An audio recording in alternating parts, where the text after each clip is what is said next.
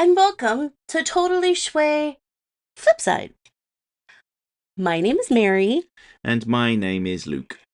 and welcome to the podcast about whatever the hell I want it to be about. I stumbled there a little bit. But what do you want this podcast to be about? You know what? I'm going to get straight into this. We have an announcement. I know. Millions of people have just, stopped what they were doing, eating lunch or brunch to hear my announcement. So I'm ready. Are you ready? No. No. You're going to go ahead anyway.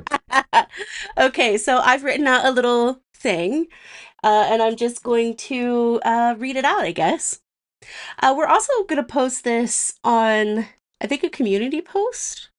I'll do a separate Yeah. Totally Schway announcement for it as well. Cool. So we've got a quick but important update about the future of Totally Schway. And we wanted to make sure y'all were in the loop. So, first off, Totally Schway is officially moving from Serum Lake's channel to the channel that you're listening to right now, to Mary's channel. Your channel. My channel. We have loved growing the show with all of you on Serum Lake's channel, but this move will help us streamline everything and make the podcast even better moving forward. All future episodes, updates, and bonus content will be hosted exclusively on my channel. I said Mary's channel in my notes. So if you haven't already, make sure you subscribe and hit that notification bell to stay up to date. Now for the second part of the update. Totally Schway will now be our main podcast going forward. We're putting our energy and focus into making it the best we can. As part of this shift, Flipside will still be around, but it'll mainly serve as a space for commentary, community responses, and discussion-based content rather than full podcast episodes. It'll be where we answer the questions and comments from the main Totally Schway podcast. Yeah, and if I can just interject briefly, you'll know if you listen to all of each episode that we put out, there's usually like a 45-minute to an hour-long section about community content. I get lots of feedback from people saying the podcast is too long. Mm-hmm. So this is kind of a step we're taking to try and address that, whilst also still giving you all, the listeners that take the time, to share your thoughts and feelings on the topics we've discussed. We want to give you the time to be able to have the spotlight as well. Mm-hmm. So what we're doing essentially is we're splitting the main discussion topic for Totally Schway, and then the commentary to that episode will be dealt with in Flipside. Yeah. We're super excited about this next chapter and grateful for all of you who have supported us since day one. Y'all know who you are. Whether you've been rocking with us from the start or just found us recently, we can't wait to keep bringing you content that'll make Luke's voice go out. Yeah. This should hopefully lessen the impact, because we'll do the podcast topic. You can then write your massive essays in response, and I've got a week to recover. Yeah. Before I actually have to read any of them out. So I'll read the last bit. So it says, stay tuned, stay Schway, and see you over on Mary's channel. So I'm going to give you some reasons why we're doing this, other than what Luke has described already. I would like to have a weekend where I actually go out of the apartment. Since we've started Flipside, we don't really get a lot of weekend time to go see like family or just to do stuff. So I think it's going to be really good for us to not be on the screens and just to be kind of living, if you know what I mean. And being chronically online is something that I have done since 2004. And I think a lot of you guys can probably relate to that. And I'm trying, as a 30-something-year-old person, I am really trying to live in the moment more than living through other people's moments online. So a day it is going to be good. So yeah, I really appreciate you guys. Like, you have no idea how much my mental health has changed since discovering you guys. When I say discovering you guys, I mean, like, for me to actually like read your comments, and I'm so grateful. Now, I still have my moments, but it really has changed, and I don't want to feel like I'm going to get burned out. And I think having um, just an episode about comments will be really good, because then if you guys have any other questions or anything like that, we'll have more than enough time to do it. But I do think we will cap it at an hour. Yeah, well, we'll certainly try Yeah. to. Because I got things to do. Yeah, and the thing is, I'm kidding. I have nothing to do. well, at the moment, we will have things to do going forward. But I'm sure I've talked about this before, but I spend a lot of time looking at the analytics on our YouTube channels and kind of identifying what's working, what doesn't seem to be working, what people listen to, what they skip over.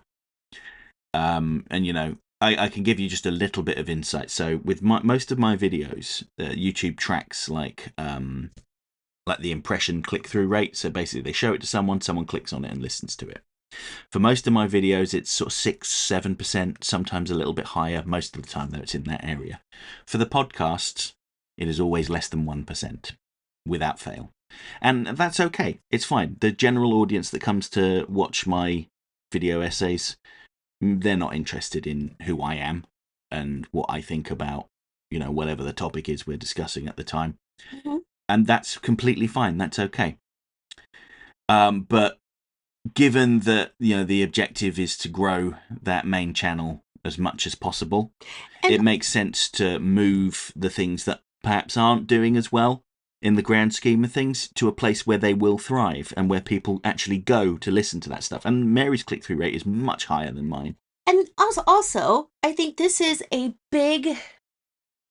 It's not really that big of a move, because we do No. Flipside on here already, but it is a really great space for me to be able to take the podcast to the next level, as in being able to prepare for it and all of those things. Like, I don't know if you guys have noticed, but I've been trying to prepare a little bit more in the past couple of weeks to make it easier and more, not efficient, but more consistent and like More structured. yeah, more structured. So I really want to try to get to a point where it's a bit more professional, even if it is just in our little spare room. Um, and I just want to be better for myself. I don't there's with my channel, although it is monetized, I do not care about that part of the. I'm trying to say it in a nice way, but I don't need to say it in a nice way. I don't care if this channel makes money or not, because it's my channel. And I like the conversation and the people, that I see and get to listen to and all of that. The other aspect of it, that it could care less. Mm-hmm. Don't even know how much I've made from this thing so far.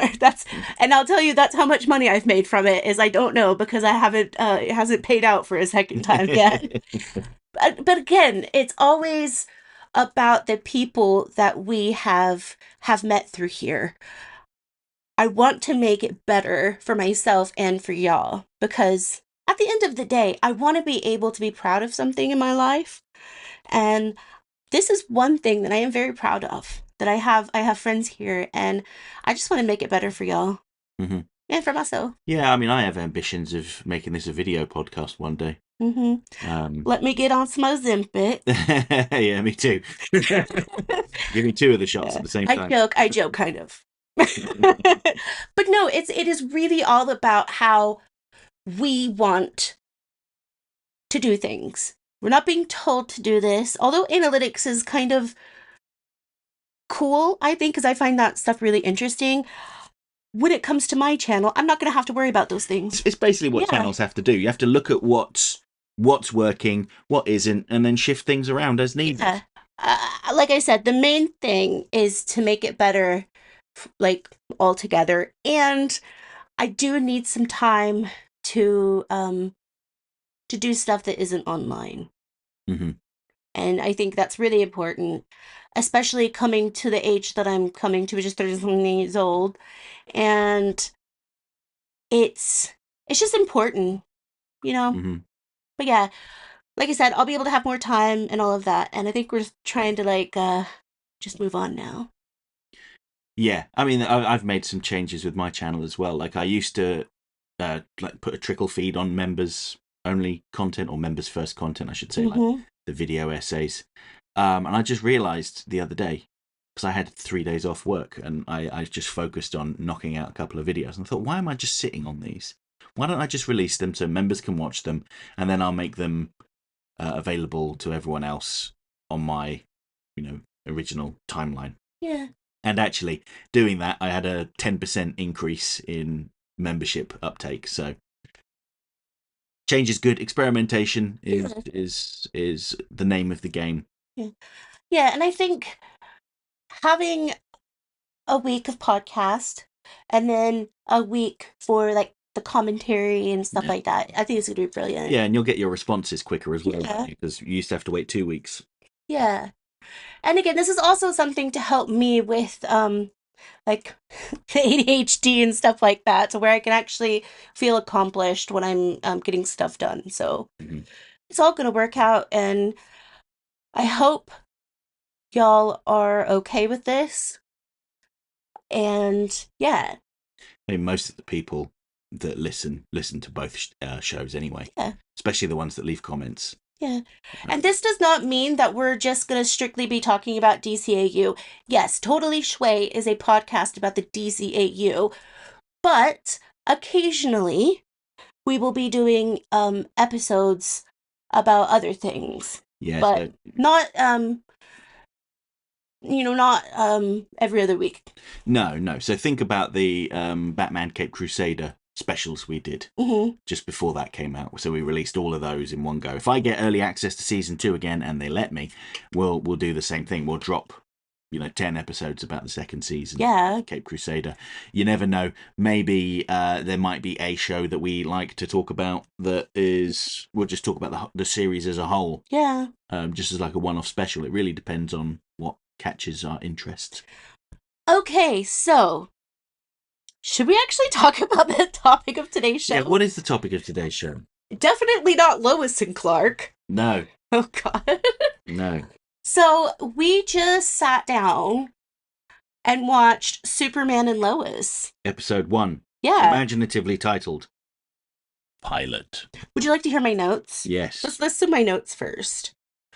Okay. So here goes. Got a speedy backstory. No trunks in his newer suit. So I guess Superman doesn't hide who he is from extended family. Nice Injustice cameo. And then this one got me sad. The late Mr. and Mrs. Kent. Mm. The twins' wardrobe. Jordan unhappy equals dark clothes. Jonathan is happy equals bright clothes. And then Lana, I literally just put Lana. Lana exists. Yeah. And then my last one was takes off glasses. Okay. That's my takeaway. Very detailed notes there. What would your notes be? Morgan Edge is the big bad guy. So he is one, in the comics anyway, he's one of Darkseid's minions. Mm-hmm. And Darkseid helped him become like an ultra-rich billionaire, and he controlled the Galaxy News Network. Morgan Edge didn't formally appear in the DCAU apart from in the Secret Society Justice League episode where he was just a billionaire on an island. He was the dude that was keeping Clayface in jars for his collection. Amusingly enough, in Batman the Animated Series, when Clayface had his meltdown at the news station, it was the Galaxy Broadcast Tower. So there's your little connection there. Too early to say whether they're going to be bringing in the new gods to this show at all. I imagine. Nothing about this show. I've not really been following it either, apart from apparently it's got a very good, very sad ending, like in a beautiful sad ending. Let me guess. Lois dies. She gets to become an alien, and then Martian Manhunter comes in and is like, "Guys, we have to go back to Mars." And then they all go back to Mars, and then it's everybody kisses and frolics on Mars. She's been reading the Wikipedia. She's cheating. I haven't actually. No. I've seen like the odd like post about this show where they show some of the CG, and actually that's one of the things I want to say. It's a very CG heavy show, but it was actually quite good. It was 4 years ago, yeah.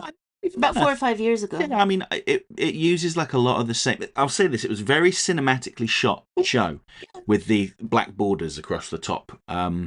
It kind of loosely, kind of generally reminded me a bit of like the color palette that Zack Snyder uses, like very yes, kind of heavy contrast, saturated, rich, warm colors. I liked the, the whole setup. The setup, the get up, the going forward. It was a very emotional show as well. Okay, here. I'm going to start my thing. All right. First off, I'm going to spoil it all for you. I liked the show. I will probably watch more of it. You know what she said to me immediately after we watched the first episode? She said, "I am so angry." And I was like... I'm so pissed off. I was trying to be more PG, but okay. She said that she was so angry. And I said, "Because we're going to watch more." And she said, "Yes." But I think it is so CW. It is, yes, with the whole teens with their emotional issues. Lana Lang's daughter Sarah had attempted suicide for no particular reason, but she just felt a general ennui and apathy and... Angry kid who wears dark clothes. Yeah. "Hey man, you're kissing my girlfriend. We're gonna get into a fist fight." I mean, that's normal life. That's you don't know Midwestern Southern people like I do. Yeah. And then the next day they're going to be best friends. Yeah, well, that's going to be awkward when they start going to the same school, I'm sure. Yeah. So I do have to say this again. It is very CW, but it's very modern CW in terms of it's no Dawson's Creek. No, that Smallville was very Dawson's Creek. Admittedly, I only watched the first episode of Smallville. But... I never really I think I watched the last part of the last episode of Dawson's Creek. And I just couldn't. Mm-hmm. By the way, Michelle's character dies. Oh my god. I know. Sorry if I ruined it for you. I don't even know her name in the show. But it wasn't as early 2000s CW as like Dawson's Creek or Smallville. And the thing is, this stood on its own too, because it didn't have to take anything from, because it's its own, show. Mm-hmm. It didn't have to borrow anything from Smallville or whatever. So they kind of just restarted, but in a it was quite a nice way. It was refreshing to hear the story again, but not have it, drawn out and drag. That's why I said the speedy backstory. Here's the thing about Superman. Most people that will watch Superman know the average backstory of Superman. I'd say that there's probably most people on the planet know Superman's backstory, Yeah. Alien sent here from a doomed planet raised in the American Midwest. I think most people know that much. Yeah. But in this show, they changed it up a little bit. And I like that because it is a little bit different, because obviously Mr. and Mrs. Kent pass on. Well, that was the original origin. I did not know both of his that. parents died and then he became Superman. Yeah. And in the Christopher Reeve Superman movie, both of his parents die in that. It's been a long time since you've seen that film. I know. So it's, in a way, it's a very modern take on Superman, with him having children, Superman being a father. I was going to get to that, as in... But at the same time, it calls back to the original backstory, because it was John Byrne's Superman run where, after Crisis, Oh, do I need to get into all this? Probably not. But basically, after Crisis, when they reset all the continuity, the Kents lived. Yeah. So it was refreshing to see that not just one of the Kents died. Although, I love Man of Steel. I love Man of Steel. I will always love that movie. Um, but it was refreshing to see slight differences. Those slight differences completely changed it. Mm-hmm. And I think the person who played Lois, Mm-hmm. brilliant. Yeah, she's good. Yeah. And that's the thing about Lois is I love, absolutely freaking love that not just anyone can play Lois. You gotta have gall, you gotta have gumption, you gotta have, you know, the bees in your hand ready to just let them sting you. And this actress, from the very first time I saw her in this, I just felt it. I was like, you know what? I think she's gonna do it. Mm. And it's she's going through a long line of people that have played Lois, and I think she's gonna do well. Mm-hmm. You better not disappoint me, girl. I don't want to be disappointed. Now the kids. Mm-hmm. Did I not call it? Yeah, yeah, it's kind of obvious. Did I not call it? Although, okay, so if you've not watched the show, Mm-hmm. the Kents, I should say, Lois and Clark have two children, twin boys, Jonathan and Jordan. Jonathan is like a happy-go-lucky jock, Yeah, and Jordan is a bit of a depressed emo type. of course. Superman has not told them that they are the sons of Superman because he wants them to have a normal life and he doesn't want them to be involved in, his shenanigans. So when they do, obviously, when he does tell them, they get angry because Yeah. that's a TV show. It's not a TV show. They're Yeah. an angry teenager too. And the thing is, he didn't think that they had powers, but they noticed that his son Jonathan, the jock, is like a freshman, and he's like already got like a quarterback position on the school football team, and But that's very unusual. So, oh my god, his powers are coming through. How is depressed Jordan going to handle this with his brother already being, viewed as being perfect in his parents' say the eyes, next part? has superpowers? Because I called it. Yeah, you I did. literally said it out loud. Yeah. Jonathan doesn't have. Well, we don't know if Jonathan has powers yet. No. But Jordan is the one that has the powers. Yes. And I don't. It's just like Shelby in what's that game? Shelby. Heavy Rain. Oh, Scott Shelby in Heavy Rain, he was the killer. Spoilers for any. We played the demo for that game, and Mary went, oh, "That's interesting. They make you play as the killer." I was like, "What do you mean?" She's like, "Well, he's going around all the parents saying he's been hired by the parents of the killers, but nobody knows who he is. He's lying." I was like, "Damn it!" How many? Like, was that like the year before it came out or something? It was a couple months. It was a couple of months before it came out. But yeah, I was right, and I was right about Jonathan. Yeah. You're kind of good at these things sometimes. Well, it was obvious that Jordan was going to have powers, but I think Jonathan's going to have them as well. Yeah, definitely. They're both going to have powers. Yeah. I do have to say, I am so... The angry teenager stuff, can we just please stop doing that? Mm-hmm. All of us as teenagers had our moments, okay? We don't... The CW, I love you, okay? Well, I mean, I'm going to tell you I love you. I don't know much about you, but I liked the Arrowverse to an extent. But can we please find another storyline? Like, can we please find something else about teenagers we can talk about? Mm-hmm. Instead of them just being angry over something really stupid. Or something like, oh my god, I'm so angry because Mom won't let me use bacon-flavored toothpaste. Or, oh my god, Superman's my dad. Ugh. Mm-hmm. And I'm so tired of it. Like, because at first I was like, oh, I'm not going to watch this because this is exactly what's going to happen. And then, because that part is very predictable, I was like, oh, I'm never going to watch this. And then by the end of it, I knew I was going to end up watching more. But I'm just so tired of it. Because usually when there's angry teenagers in it, these days, if I start watching a show that I just stop watching it because I'm over it. Like, I am over it. And I want something else. Give me something else.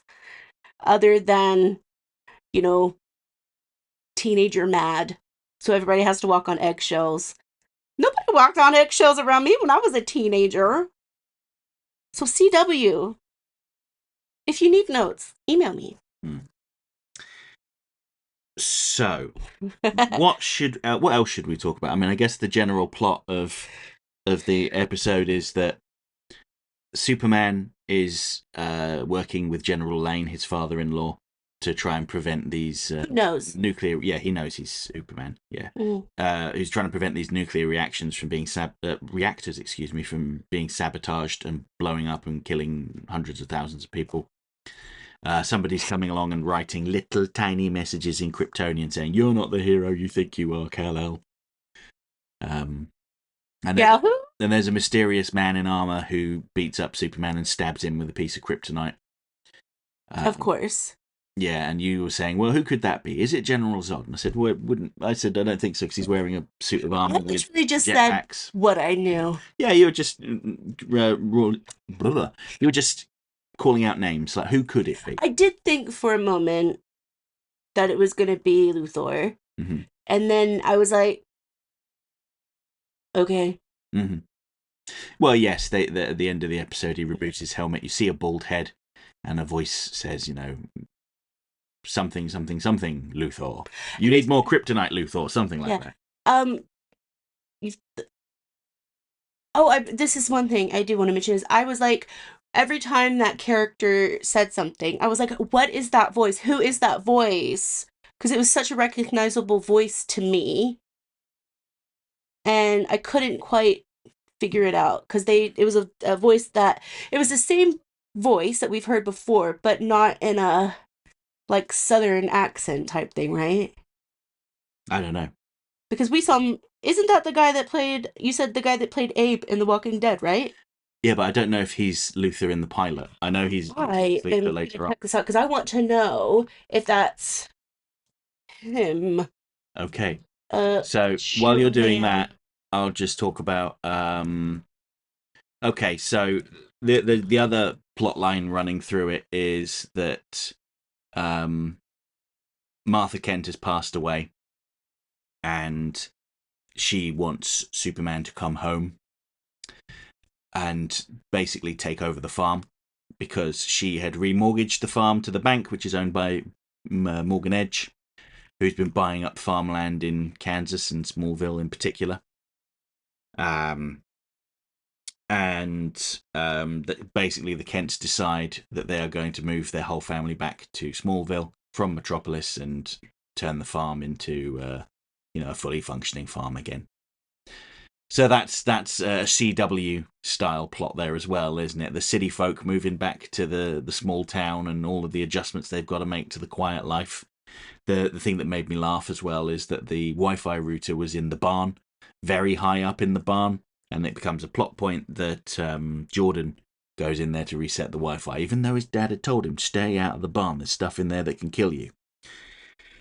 He goes in there to reset the Wi-Fi and ends up falling and having a bunch of pipes fall on, crushing him and his brother. But they're both fine. They're both absolutely fine, which is the catalyst for them realizing that actually, you know what, they probably have powers.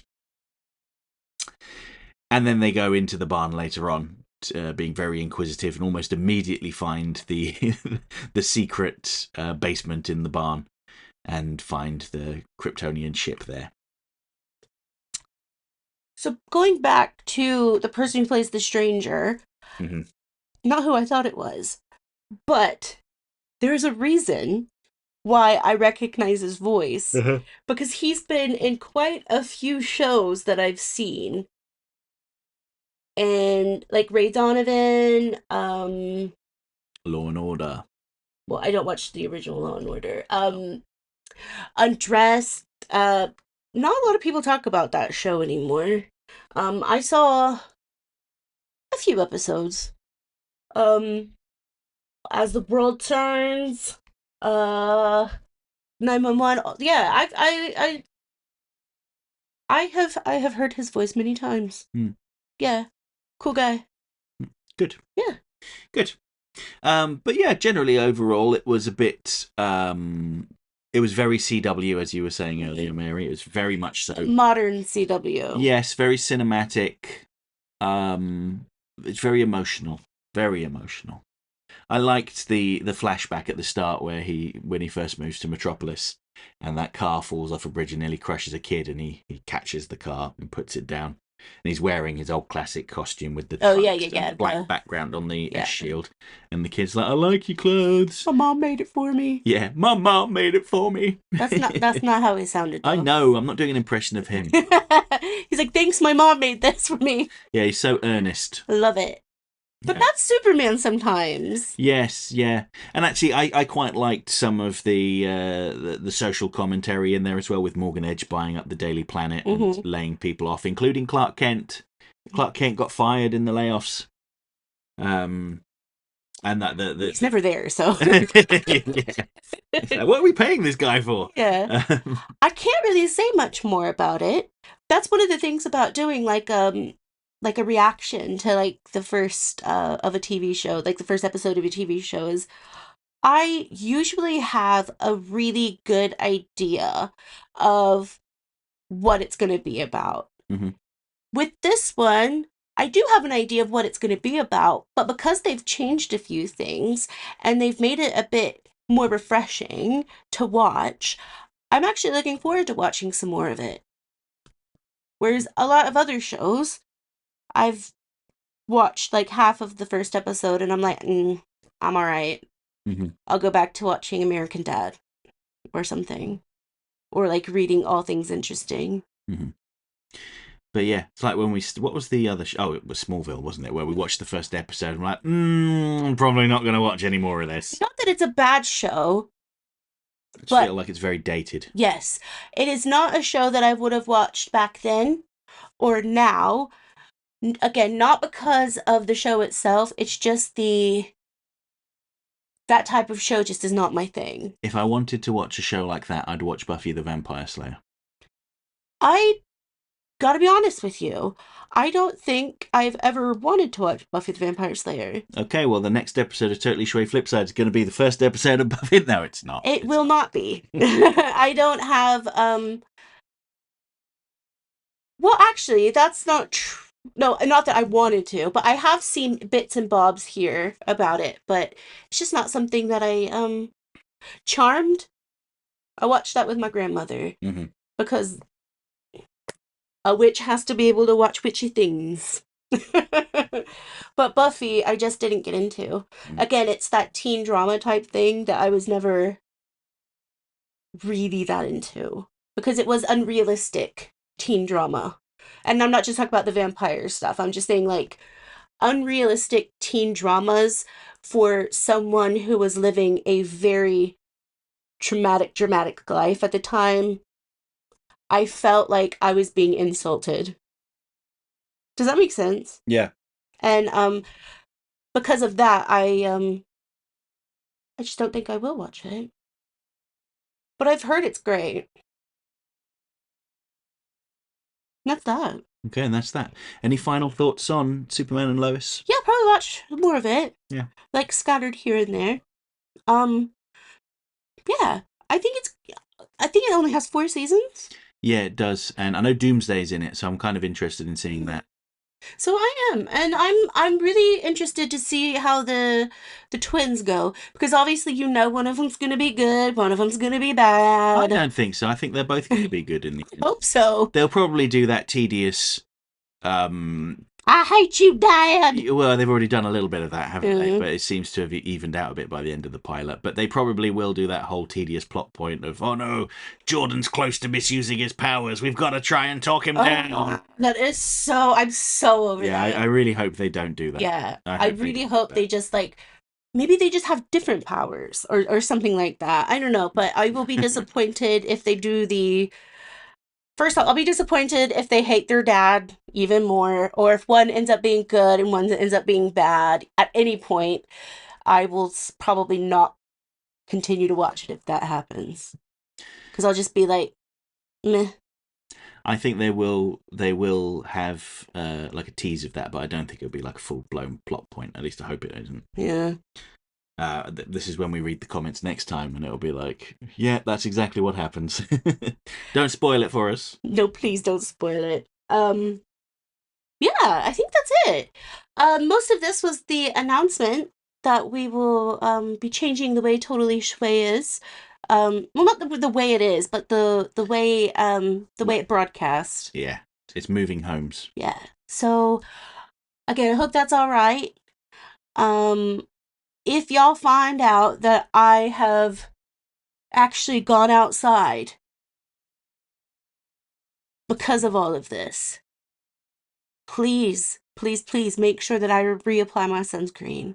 If y'all don't mind just texting. I usually do, but just please make sure, because this English sun, I don't know what it is. I did not burn that much as an Oklahoman, okay? But first summer over here, had sunscreen on. The 7th, 11th, and 21st gates of hell came on my chest. Like it was holding up shop, because I had, like, do you remember that? I had like a bright red chest. Completely white face. I don't know, that English heat hits different. It's colder, but it's like, no, I don't know where I'm going with this. Yeah. It's just I don't want to get burned. Just remind me, guys. Love you. Shall we get to some of the comments for the last flip side? Yes, we shall. Okay, so this is going to be one of the this is going to be the last time that flip side is scheduled to be a standalone podcast. All right, then, so let's get to it. Let's read the comments from our last episode, which was about the Fantastic Four First Steps film. What? Yes. Who? Yes, the Fantastic Quattro. First comment, then, I'm reading these from newest to oldest, is David Carney, who says, "Hi, Mary and Luke. Pedro Pascal appeared in, I think it was season 4 of Buffy. Also was very good in Game of Thrones. Haven't seen the film, but read a couple of things regarding it, like the tribute to Jack Kirby with it being called Earth 828 after Kirby's birthday, and John Malkovich being in the trailer but not in the film. Have a good week, all." Thank you, David. You too. Before you get further into the comments, I'm just going to say this right now. We will not have any Pedro Pascal besmirching. Yes.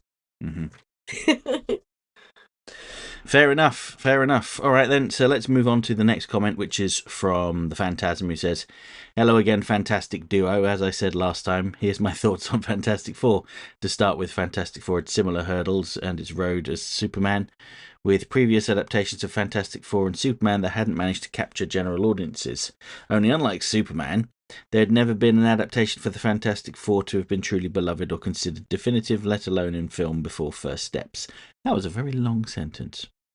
There were some decent attempts, like the second season of Fantastic Four, the animated series from the 90s, like I said, was decent. The first season is almost unwatchable, and arguably the best one being the 2000s Earth's Greatest Hero animated show. Do you know, I never watched the Earth's Greatest Hero Fantastic Four show. Add that to the list of things will probably never get around to watching, but think I should. Anyway, to continue the comment, there's a whole mess with the unreleased Roger Corman Fantastic Four, which was made with the intention of never being shown to anyone just so the film rights could be preserved. Only none of the cast and the crew were made aware of that. Then there's the 2000s movie, which, despite some bright spots like Chris Evans as Johnny Storm, or the dual performance by Doug Jones and Larry Fishburne, I know he said Lawrence, but I said Larry, as Norrin Radd's Silver Surfer, were generally viewed as generic and mostly came across as if they were copying the Sam Raimi Spider-Man movies in many respects. Doctor Doom in the films was pretty much just a less interesting version of Willem Dafoe's Green Goblin. No disrespect to Julian McMahon, who just passed away. I was about to say, we will not besmirch Julian here. No, so Pedro Pascal and Julian McMahon besmirchment not allowed. Get out. And who could forget the Galactus Cloud? I actually like the Galactus Cloud, but anyway. They were perfectly inoffensive, but they also didn't really help widen Fantastic Four's popularity for mainstream audiences. Alright, fine.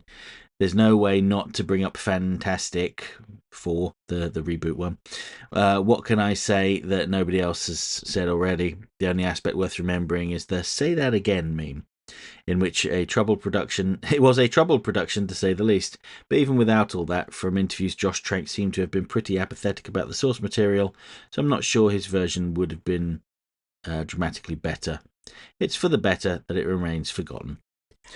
You mean, so what I say about the early 2000s Fantastic Four is I should say this how I actually said it. When I told my brother I was gonna go see Silver Surfer once, I was like, yeah, that Marvel movie that isn't the X-Men.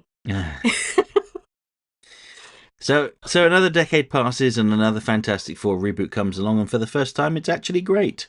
I don't know what to praise first. Never have the Fantastic Four felt like a family outside of the comics as much as they did in the movie. Every casting was on point. Vanessa Kirby, who I was most excited for, and is who it was most amazed with. Joseph Quinn I thought was great and really well showed that Johnny isn't just a dumb hothead. And there's a reason why he got picked to go into space in the first place. Mm-hmm. I love that finally a Jewish actor played Ben Grimm with Ebon Moss-Bachrach, brought such life to the character, even if I felt of the 4 he had the least to do. The only one I was initially hesitant about was Pedro Pascal as Reed. We're infringing on besmirchment territory. Oh. Let him finish. Since I have never really seen Pedro portray someone who is meant to be the smartest person in the room before, but I should realise that he's always been great. Okay, fair enough. You pulled it back. Yeah. Well done. So my confidence was intact, and it absolutely paid off as I thought he killed it. Reed's intellect, sometimes being showcased as aloofness to most other things, was so accurately shown in the beginning until he finally sees his son when Sue makes her stomach invisible, which was one of my favourite moments. Yeah. And I thought David Cornsweet and Rachel Brosnahan, I think that's how you say her name, had great chemistry, which they definitely did, but my God, Pedro and Vanessa was something truly special. I absolutely love their bond, both on screen and off. Aesthetically, this might have been my favourite visual identity I've ever seen in a comic book movie, with the retro-futuristic 60s approach really paying off and giving it a unique aesthetic. Yeah. Now, kind of reminds me of Superman the Animated Series' Metropolis. Yeah, a little bit, I can see that. The choice of having it set in an alternate universe for strange when I first heard it, but upon seeing the film, it actually felt relieving, as I didn't feel bogged down by the previous continuity. I couldn't not mention the sweet message revealing the Earth's designation was named after Jack Kirby's birthday. Jack's quote about his work having a part of himself made me almost tear up. Finally, a film that credits Jack more than Stan. Michael Giacchino's score is also something I've been completely unable to get unstuck from my brain. I can confidently say that it is, in my opinion, the best score he's ever done for a comic book film. It's fun to think that he did the score to both Fantastic Four and The Incredibles and The Batman. Wait, they're not the same thing? No, they're not. But The Incredibles and The Fantastic Four are not the same thing. Can you please tell Reddit? Of course, we have to talk about Galactus and Silver Surfer. Ralph Ineson's voice boomed with every word he uttered, although I still probably consider Tony J my definitive Galactus voice, and the scope of Galactus' size was beautifully captured as eldritch horror. And I love that they actually made a practical suit for Ralph to wear, obviously with certain CG enhancements like the eyes. I was so glad that it didn't follow the trope of unceremoniously killing the villain off, as I'm fairly confident Galactus will reappear. Then there's obviously the big aspect of going with Shalabal Silver Surfer as opposed to Norrin Radd, and while I do still consider Norrin Radd the definitive Silver Surfer, I thought using Shalabal was really effective choice in the film, especially for how they used Johnny. Him having a crush on her wouldn't have worked really if it was Norrin. Well, it might have done. You never know. It would have been different. It would have been nice. And visually, Silver Surfer looked amazing in the film, with easily the biggest highlight for me being the chase scene in space as Sue is in labour. And since this is set in an alternate universe, that doesn't mean it's impossible for Norrin Radd to be introduced once they've crossed over to the main MCU. Absolutely correct. Yes.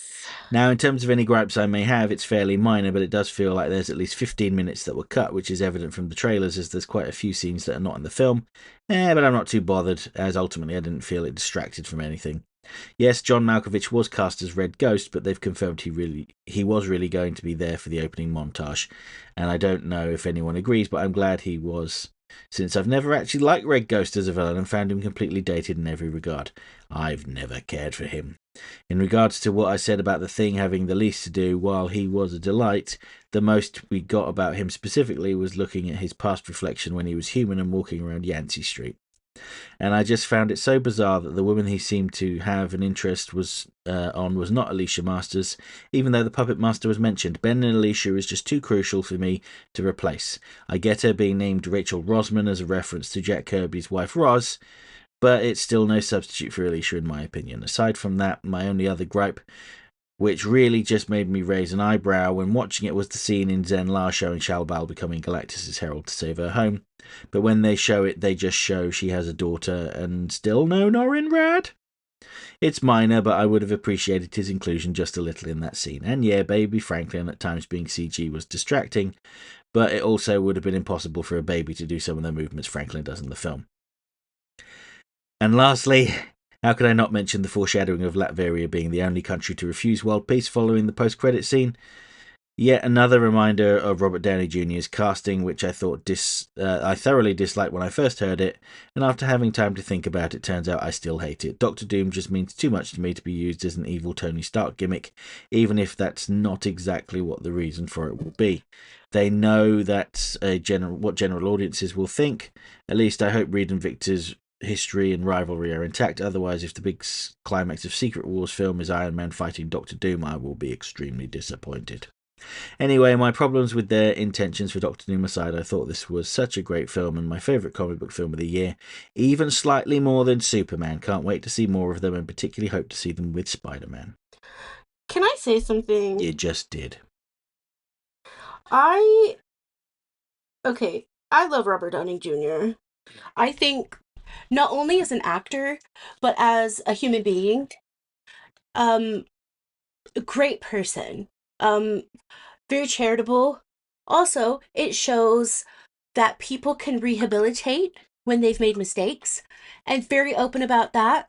But also, he picks roles that are very him, that he knows that he can do, but just change it just a little bit. But with that being said, I really hope his Doctor Doom will be good, because I just feel that this was kind of like I just thought his time at Marvel was done. You know what I mean? Like, I really thought that, like, they could move on and then have somebody else star shine bright, because his star is like that. But and I understand he brings people in. I'm gonna watch it. But I just wish that there are so many, like, really, really great actors and actresses out there right now that could have played Doctor Doom. Well, I imagine they're going to reset everything after the, what is it, Secret Wars? Is that what the movie's called? I know there's Avengers Doomsday and then there's Avengers Secret something. Wait, is that coming up? Yeah, that one's coming. Oh, I have no idea what's coming up. What's going down? Yeah, Doomsday's the one that's got everybody in it, including all of the classic X-Men. Wait, hold on. That's the one where, like, literally everybody. I mean, I have a role in this movie. Like, did you not see my name? By the way, I'm going under my maiden name, so nobody gets me confused with anybody else. Mary Daves. I'll say my actual name. But yes, I think they will do the reset and the passing of the torch and all that, etc. So do you think that he's actually going to be Iron Man again? I don't know. Well, he's definitely Doctor Doom. Yeah, but now I have thought. It would be a bit weird to have him play two roles, but anyway. I mean, it's done. Right, listen, we're 50 minutes in, and we're trying to keep this as close to an hour as possible. We've only done 2 comments. I will do the other ones. The other ones will be that. So I will listen to you while I do my diamond art. Can I move on to the next comment, please? If you like. I mean, I was waiting for you to do that. Okay, I mean, thank you. Why you keep interrupting and making it longer? Ryan Jones is next. Initially said he hadn't seen Fantastic Four, but then he edited his comment to say, I loved it. Finally a Fantastic Four movie that is fantastic and not rubbish. But the Incredibles movies are still the best Fantastic Four movie. Finally, a good cinematic Johnny Storm. My problem with some versions of Johnny is that I find them to be too mean-spirited, like the 2005 version of him, for example. I like Chris Evans, but his Johnny Storm feels more like a high school bully than anything else. He got what he deserved then, didn't Yeah, and he? Deadpool and Wolverine, yeah. A good cinematic version of the Thing, at least. I would be surprised if Lois and Clark was the next thing you would be talking about in the next episode instead of Superman and Lois, because, you know, he plays Superman in that show. Yeah, sorry, I think I might have said the wrong name. But we were talking about Superman and Lois. Yeah, we will not be watching Lois and Clark. No, we're not. Absolutely not. Here is my list of shows and movies of requests for this podcast, and Mary, write this down so you won't forget. Oh dear. I'll read them out anyway. Totally Spies, Super Mario Brothers Super Show, Agatha All Along, The Emperor's New Groove, Disney's Atlantis, The Lost Empire, The Incredibles. I know I've requested some of them before, but anyway. I like The Incredibles, by the way. I don't know if I've ever told you guys this, but I like The Incredibles. I think Luke and I watched The Incredibles 2, but during lockdown? Yeah. That was good too. I did prefer the first one, but the second one was just as good, I guess. Right, next comment. We have Play Content, who rears his head for the first time in a while. Yeah. I'm just doing my glue and it sounds like weird. Mm-hmm. That's what she wants you to think. No, whatever. It's tacky glue. So Connor says, apologies for length in advance. It really is pretty great, actually. They should have called it the Pretty Great Actually 4. I forgot the F4 popcorn bucket cup deal came with a pick and mix until I was on my way home. Somehow that's the film's fault. I agree. Balancing genuine wholesomeness with some fundamentally realistic, relatable, dark complications isn't new to comic books, but I feel like it's resurfacing, in film adaptations after disappearing for a little bit. Perhaps a few appealing character traits are only fleeting since story and setting needs to be prioritised, but that's such a minor complaint and the pace barely allows that to register since the core qualities still come across. I also feel like the crowd were maybe a bit easily diffused after Sue's speech. In a way, nothing about the situation that angered them had changed, really. I suppose that's somewhat plausible. Sometimes verbalising things, however obvious they seem, can have the effect in real life.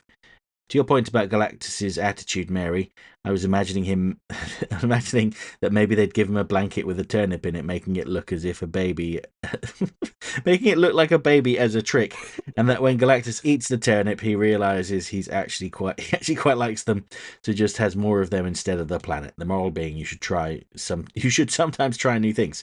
I'm sorry, I'm really struggling today. We have had kind of a, let's just say, a weird day. Yeah. And our car has a brand new scratch on it. Oh, we're not getting into that.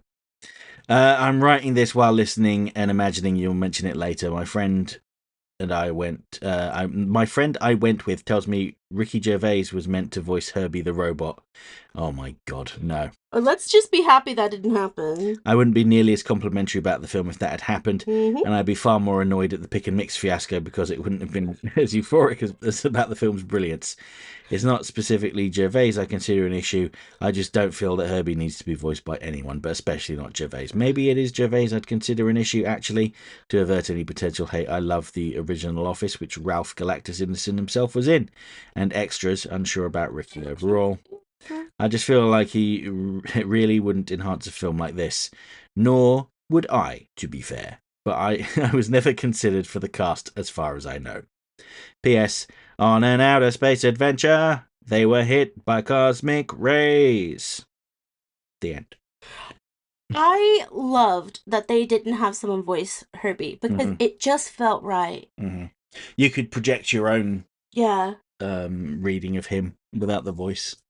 I don't really care for Ricky Gervais, to be honest with you. I used to like him quite a bit, but, growing older with the times is better than growing older and trying to push back the times. Mm-hmm. Yes, but thank you for your comment, Connor. Thanks. Moving on now to Doc Widener, who says, "Thank goodness you're here. Saw the movie on Thursday night with the two older boys. For future reference, if I say the boys, I mean my two sons, as well as Sergei's boyfriend, Brandon. The two older boys would be Sergei and Brandon, and my son would be Sergei, and my sons, would be Sergei and Daniel. Yeah. There will be a quiz on this in the future. Of course. Daniel wasn't interested in seeing it. Absolute filth. Send Daniel. him back. Daniel, I thought we were friends. I mean, we are still friends. Like, here, question. Interview with the Vampire or Twilight? Or both? The correct answer is both. And if, Daniel, you said that, any of those, you're still cool. Answering Mary's questions. 1. Best Fantastic Four film since Roger Corman's. Kidding. Best Fantastic Four film. It's one of the better MCU films. 2. Agree, the aesthetic of Earth 828 was great, and this is what I was hoping the multiverse saga would do. I would love to have seen more movies like this in the MCU. They did a bit of this with What If, but barely touched on it in live action. 3. The story was easy to follow. Someone I know thought the flashback at the opening was unnecessary, but I thought it did a very concise job of getting anyone, like Sergei, who has not seen the Fantastic Four films, up to speed. But I like that much like Superman, the Fantastic Four were established. It wasn't an origin story. We didn't have to spend a third of the movie with Ben being resentful towards Reed or turning him into a monster, or for them to figure out their powers. One of the elements of the original Iron Man I enjoyed was Tony struggling with upgrading his suit. It didn't suddenly work without issues. It was nice to see Reed have similar struggles. And you can still see, even if Ben has forgiven him, Reed still has not forgiven himself. 4. Galactus and public opinion. Galactus gave them a way to avoid the destruction of Earth. Basically, it's a trolley problem, but instead of 1 or 5, it's 1 or 5 billion. 5. Favourite sequence was probably the Silver Surfer chase sequence after escaping from Galactus. Favourite moment was their Sunday dinner. Showed their connections, Ben figuring out Sue is pregnant, the banter with Ben and Johnny, Reed's general strait of existential dread. I think this would have ruined me because I struggled to believe the crowd would agree with Sue. I finally decided that Earth 828 was a more optimistic world, but that took me out of the movie because it was so sadly unbelievable. Sergei said I was overly cynical and I had no trouble suspending disbelief for Galactus. Well, the only thing that's weird about Galactus is he's very, very tall. I find that slightly easier to believe than a crowd of 100 angry people, or however many it were, going, yeah, let's find another way. Let's not sacrifice the baby. Y'all know where I come from. I come from the South. Under no circumstances would somebody who came back from space and looked a little different and was able to do really cool things like the Fantastic Four, under no circumstances would that crowd have been as optimistic as the crowd in that movie. Yeah. And that's the sad thing about real life, because I would have been like, I'll listen to you, Susan. Tell me anything, I'll listen to it. But I know that my next door neighbors that I grew up with would have been like, they look different. That means we can't agree with them. To continue the comment, Doc Widener says, speaking of what if the teleportation work? I can deal with the tides. 7. Enjoyed the music. Just to irritate Marvel folks, I will say he did it better with The Incredibles. 8. Thought the Silver Surfer casting was fine. It helped give Johnny something to do and explain why he would be so interested in figuring out her language. Yeah. 9. So Johnny, see previous answer. Seriously, I really enjoyed this version of Johnny. I think it not being an original story again helps. The rough edges got knocked off several of the characters. 10. Ben. Have not seen The Bear. Maybe later in the summer. As I mentioned before, I like that he has somewhat come to terms with what he is. Clearly, he is still nostalgic for the old neighbourhood and his life before the change, but his anger is mostly tempered by time. 11. Sue. I have not seen the more recent Mission Impossible movie, so I only knew her as the younger version of Princess Margaret from The Crown. I thought she was... That's what it was! Okay, yeah. I thought she was the best of the cast and had good chemistry with Pedro. She was just given more to do, or maybe a better way to put it, a wider range of things to do. 12. Reed. Mary is spot on about Pedro. He came across as vulnerable and much more interesting than other versions of the character. Yeah. 13. Herbie. I was a bit underwhelmed. He was fine, but he was no Crypto. Channeling my inner Mary, I made this comment about 3 minutes before she did. 14. I enjoyed the movie. I liked Superman better.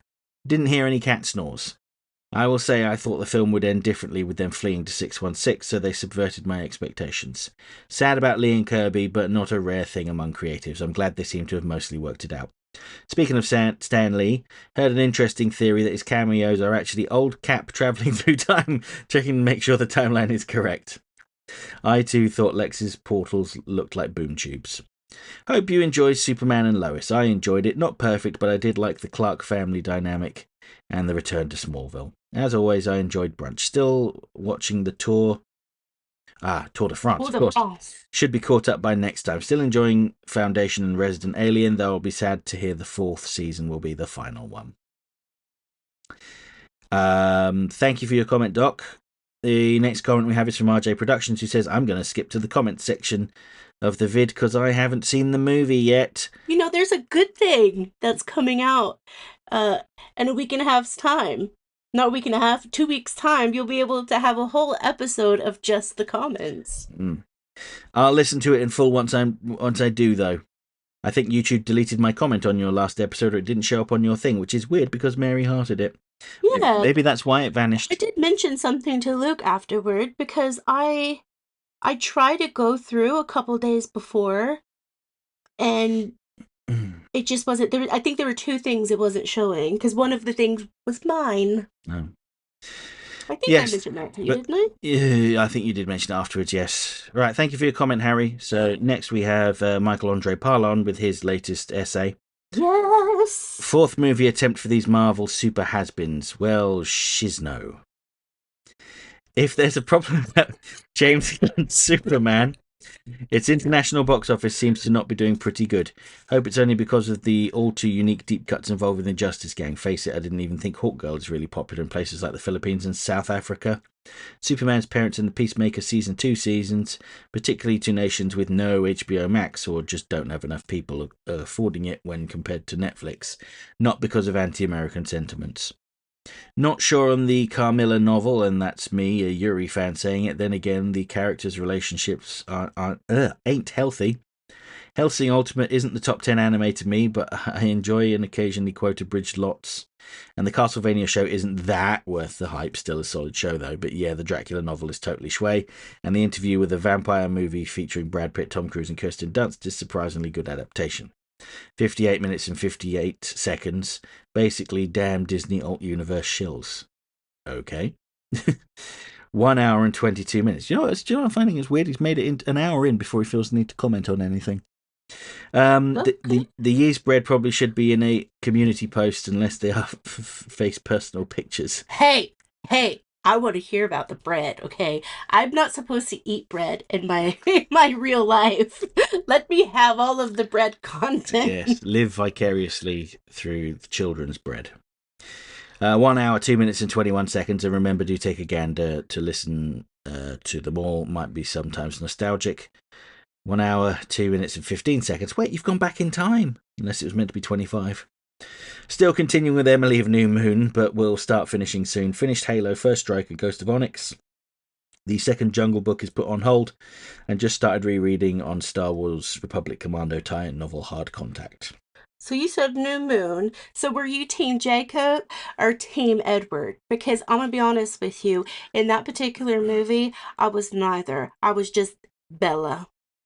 I don't think he was talking about Twilight.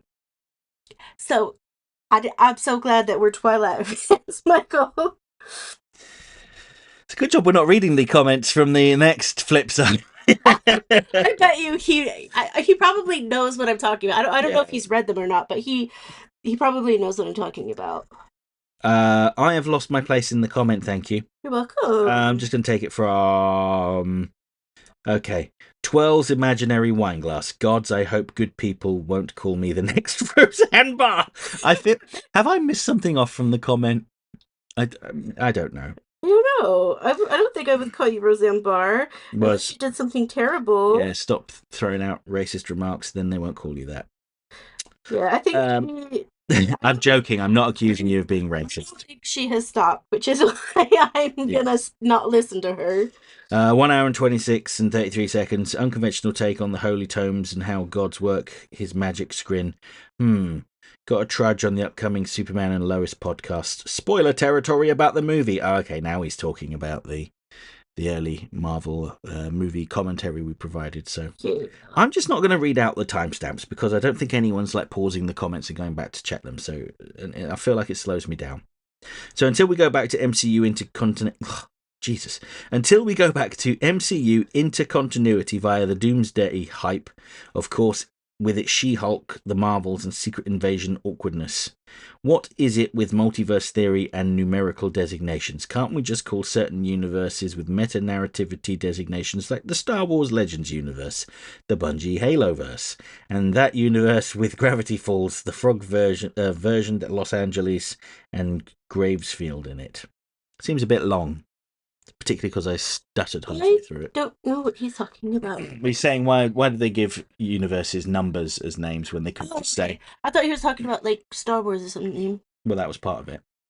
Gotta love the Portal duology of games. Pride leaving a legacy, disliking on anticlimactic. Some people just want a glorious death. Susan Storm's speech doesn't sound as epic as Elizabeth Swan's Pirates of the Caribbean at World's End and as an underrated trilogy finale, and Vanessa Kimball's Red vs. Blue, particularly the last stages of season 13. Far as I hear you guys, realness is truly epitomised here. Even if the moon is included, moving the Earth to some other place is heavily risky and quite impractical. Who knows if they end up accidentally isekaiing to the post the Rise of the Star Wars. Post the Rise of Skywalker Star Wars alt universe. Here, Mary. I think they weren't going to different universes. They were going to a different place within their universe. So they are already, if they found themselves in the Rise of the Skywalker Star Wars alt universe, they're already there. I am watching. Well, it's not. I'm watching. To settle down at night. Sometimes I watch the like Nick Crowley and stuff like that, but I also watch these shorts. I believe this person is like an amateur astronomer, and he did this entire like CGI thing of what would happen if they had moved the Earth anywhere else. And they did a couple of different scenarios. I'm going to be honest with you, none of them worked. No. Well, Reed Richards says they were moving to a similar galaxy within 2% of that being like in the same what do they call it, that sweet spot where Earth currently inhabits around the sun, The livable zone. the livable zone. He said there were going to be 2% variance with the livable zone. That was me. Yeah, I did. It was the shorts, wasn't it? Yeah. Yeah, because he did a few shorts. Mm-hmm. But trying to finish Big Mikey P's comment, he says, yeah, don't recommend any of the Fantastic Four animated shows. And weary yet not too critical of this female Silver Surfer. Time will tell if the decision is admittedly smart or ultimately dumb. Pity the MCU arguably miscast and mischaracterized Captain Marvel. Her movies aren't critical favourites for such reasons. Here's the thing. Sorry, quoting video game Easter eggs and references guy and also British Captain Excellent. You know, everyone loses steam when you realise it includes Nazis, commies, drunkards, slavers, etc. Such slogans are utterly naive and need to be more specific. Also, everyone only talks about the Earthling humans. What about the monsters and aliens out there? The criffing multiverse way out there. So, the artificial Herbie or organic crypto place bets. I'm gonna go with Herbie. Crypto? Yeah, duh. Don't think the movie's definitive enough to deserve the Jack Kirby birthday designation. History is so going to take shade on that in a snickering manner in case we actually get such a definitive work, preferably in animated TV form. Here's to hoping Superman and the rest of the DCU ages better than this. No matter the punk rock versus retro. That's my openly tough love critique. Michael, questions. Well, one question. Do you actually like punk rock? Because I do. Like, I love The Clash. But I don't like what came after punk rock when you had that, like, You know those bands that were just so generic and they weren't actually punk rock because like when you saw them in like their personal life, they were just like, you know, preppy school guys and they were pretending to be punk rockers because they thought it would make them a bunch of money. Do you hate those guys too? Hmm. Because I really love certain punk rock, but not the fakers. And that so ends the comment. The latest tome of Big Mikey P. We'll print it out and put it in the binders with all the others. One day we'll publish a book of these and no one will be able to understand it. We also need a lock of your hair. So A vial of your blood. yes, because we're gonna grind it up, the hair, the blood we could just mix in, and we're gonna put it in the pigment, and then we're going to have this special silk canvas, and we're gonna paint it. She's thought about this far too much. I actually have. Yeah, what can we do with Michael Andre Parlon's bodily fluids in with the ink? Yes, let's try and integrate it as much as possible. That sounded really worse. As I said it, I was like, oh no. Oh, you were talking about bodily fluids and getting some of his blood, or did I bring that up? You brought up the blood. I did. I did. You said hair. No. We could use the blood, to be honest with you, but I'd rather we just went with the. Do you know? hair. Do you know they actually did that with Stan Lee towards the end of his life? They drained some of his blood and mixed it into some ink for something they printed, and that was like really horrible. But that's because that was elder abuse. Apparently, Kiss did that as well. Yeah. Anyway, on that really joyful topic, let's move on to the final comment, which is from Lowell Lucas Jr. So, I noticed he left 2 comments. One saying, "Where the hell's my comment gone? It's been deleted," but it's turned up again. So it's just YouTube being YouTube. Don't worry, it's here. And he said, "With love, we adore the Fantastic Four. Reviews coming your way on a very special Totally Schway. Beware of heralds bringing down your day." Get the clue out. Hey everyone, I wish you were clobbering with the loving fists from a fancy boy. That sounds like a real euphemism. The fancy boy is going to give you a clobbering with his fists. Oh, God. It sounds like something I would read on my Kindle. Yeah. How much is that going to cost me? I don't care. Don't even tell me. Just take my card. Hope you're all doing well. I have to get some emergency help. My eye was in pain since last Saturday, so I was issued an emergency appointment on Thursday. I keep you updated, but please keep me in your prayer. Imagine the sensation of a twig or dust thrown in your eyes and you just can't see due to the pain. Ugh, absolutely awful. Special note, did you miss my previous comment about crypto? It wasn't red. I couldn't see it there. Now, on to some more optimistic topics. Glad to hear the movie is good. I was tired of too many online reviews left grim and clickbaity titles like, "Is it good? Did it flop? Will Marvel recover from this?" I avoided every review as I don't have time to hear what past failures the previous films were and then mention if this film is good or bad in the last 2 minutes. I've been burned so many times before. I like Fantastic Four and thank the original 60s Hanna-Barbera show for getting me into the original story. Thank you, Classics Cartoon Network and Fleer Marvel Cards. Still love Paul Frees' thing, "It's clobbering time," to the Lurchers Galactus. Oh, I see. Yes, from the Addams Family TV show. All fantastic. The amazing story was all Jack Kirby, and I'm happy to share that later in life Stanley made sure to give the king his respects and accomplishments. Yeah, it's a shame he couldn't do it while the dude was still alive. Yeah. Still better late than never. Yeah. Even sharing at the D3 event that it was all thanks to that brilliant man that many Marvel properties could be enjoyed by many today. Now, while I haven't seen the movie, I was optimistic as they embraced the 60s futuristic deco era. There's so much. The previous movies were either too afraid to embrace the comic cosmic universe. Come on, Marvel, Galactus was a cloud. Or make it too grim and gritty where your read argues with the director. Yes, Miles Teller there.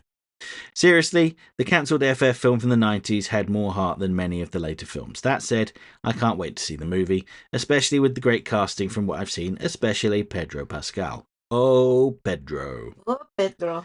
So glad we got a likeable cast member as Reed than a douche like the previous Reed from Fan 4 Stick. Lol. Loved him in Game of Thrones and even the fox from The Wild Robot. Oh, he was in The Wild Robot. I didn't know that. I told you this. I haven't. I meant to go see that in the cinema, we but did. we didn't get the chance to. This actor's backstory, from being an extra background character to elevated to the lead in a commercially popular film franchise, is inspiring. Happy for him. Now on to other topics, Mary. I won't say the 90s Fantastic Four was a masterpiece. Yeah, Big Mikey P. Not all Marvel tunes were great, but are watchable.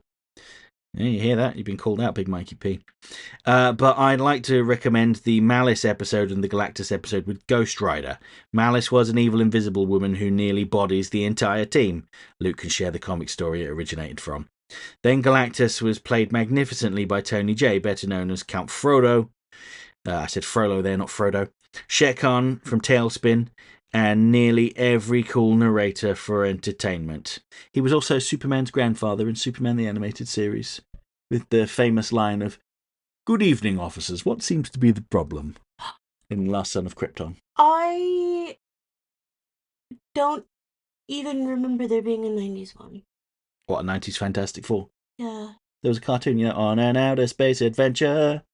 The thing I've been making reference to. I thought you were saying something about the 60s ones. No, it's the 90s. What station would that have been on? I don't know. It was the Marvel Action Hour. Was what the slot was called. If it wasn't Batman or X-Men, then I wouldn't know. Also, there was a great Silver Surfer cartoon that was prematurely cancelled by Fox. It was probably on Fox, the Fantastic Four, now that I think about it. Yeah, it probably was. The Fools, but may still be on Disney Plus. That was fantastic. I only watched that fully recently. I found it a little distracting that two of the main voice actors were Professor X and Magneto from X-Men, so I kept hearing Professor X and Magneto, even though they weren't them. Although the actor that played Professor X, he played a character in Fantastic Four that was also bald. So I found that very confusing as a child. Or off-putting, perhaps, not confusing. But I watched it all recently, and yeah, it was okay. I liked the... Robots in disguise. No, that's Transformers. I liked the use of CG, even though it was 90s CG, a bit pants, but it all it gave it a very distinct look. Anyway, I need to finish Lower Lucas Jr.'s comment. It says, thank you all so much for the well wishes and awesome coverage. Hope to hear more chicken news from Betty and Wilma, as well as other Big Mikey P time. Every comment matters, and it's so rewarding to hear them all. I must thank you both for the dedication and love you share. Thank you so much. I have got cool videos of the chickens that I hold dear to my heart. Also, Mary, congratulations on the 2,000 subscribers. You deserve it and more. Thank you. I hope to not lose everybody by the end of the year. But yeah, thank you so much. I just can't believe 2,000 people are subscribed, and I'm still waiting to find out 1,000 of them are just Luke's. I don't know what they're called. They're ghost accounts or something like that. I don't have ghost accounts. I know you don't have ghost accounts, but I don't know what fake accounts are called. Yeah, sock puppets. Yeah, don't they're not puppets. We're not doing that. Yeah. But yeah, thank you so much, and it really is. I can never put it into words as much as I try to. It is just so. I am so appreciative of each and every one of you because like I said, I've said it a few times before, I don't make friends well. And I also don't keep friends well because I am a loner and I am very I'm trying to think of the word, but I'm it's really hard. I am not the type of person that sometimes I'm afraid to make to text people and stuff like that. And I think some of you guys would be able to relate to that. And that's what's really cool because when I do talk to you guys, I don't feel the way that I do in my everyday life. Does that make sense? Yes, it does. I'd just like to conclude Lower Lucas Jr.'s comment here. And he says, your powers from that radioactive Midwestern mom you got bitten by go well into your videos. There we go. That's all the comments that I could see. All my good vibes are going to Lowell this week. And I'm not going to wish you well. I'm just going to say that you are going to be well. And I can't wait to hear it. I cannot imagine, because I've had an eye issue in the past, but it's not been like it was nothing as severe as yours has been, and I could not imagine, Lowell, and I'm so sorry you have to go through that. But hopefully, it won't be too much longer. Mm-hmm. Yes. So this is the end of the current era of Flipside. This is the end. Yes. So join us next week, where we'll be doing the first episode of the new era of Totally Schway. We're going to be talking about the question. Of course. That is the answer to the question of what we're going to be talking about next time. And join us after you've listened to that by listening to the next episode of Flipside.